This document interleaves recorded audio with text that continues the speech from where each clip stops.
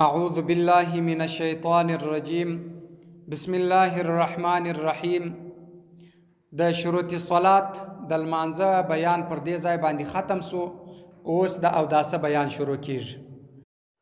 باب الفرائض الوضوء، باب ثابت دی په بیان کې فرائض د فرض الوضوء د اوداسه. د اوداسه د فرض بیان دی. وهي دا فرض د اوداسه چې دی اربعتن څلور دانې دي. د اوداسه فرض څلور دي. الاول اول فرض د اوداسه چې دی غسل پرمنزل دی الوجه د مخ پرمنزل دی. څونه اندازه؟ وهو دا پرمنزل چې دی من قصاص د شنه کېدو سه شعر د بیشتانو الى اسفل بیا لاندې ذقنې درزنه.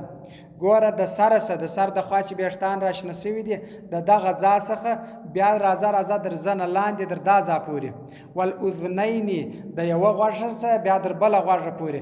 دغه مخ پرمنزل دا فرض دی. والثاني او دوم فرض د اوداسه چې دی غسل پرمنزل دی الیدین د لاسو مع المرفقین سره د څنګلو. د لاسونه سره د څنګلو، د څنګلې به هم ورسره پرمنځي. دا د اوداسه فرض دی. دا دوا. والثالث او دریم فرض د اوداسه چې دی مسح د ربع څلرمه رأس د سر مسح کول څلرمه حصه، یعنی دغه د مخ حصه چې څلرمه حصه پرسوله دونه قدر مسح کول دا فرض ده. والرابع او څلرم فرض د اوداسه چې دی غسل پرمنزل دی رجلین د پښو مع الکعبین سره د بجلکو. د پښو پرمنزل د بجلکو سره، یعنی بجلکې به هم ورسره پرمنځي. دا فرض دی. دغه څلور فرض د اوداسه دي.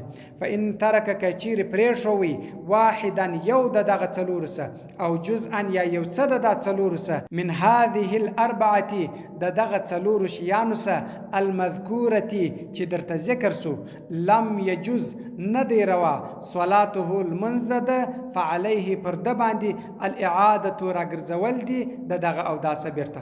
دغه څلور شیان چې د مخ پرمنځل دي، د لاسو پرمنځل دي در څنګلو پورې، د سر مسح د څلرمه حصه، د پښو پرمنځل دي در بجلکو پورې. دغه څلور فرض که د اوداسه دا د چا څه پاته سي، یو پاته سي یا ګرده پاته سي یا په دې کې یو څه حصه پاته سي، دا یوه ګوته کې پاته سي، نو په دې باندې منځ نه صحیح کېږي، بیرته به دا اودس د سره راګرځي. صدق الله العلي العظیم وصدق رسوله النبي الأمي الكريم ونحن على ذلك من الشاهدين والشاكرين والحمد لله رب العالمين.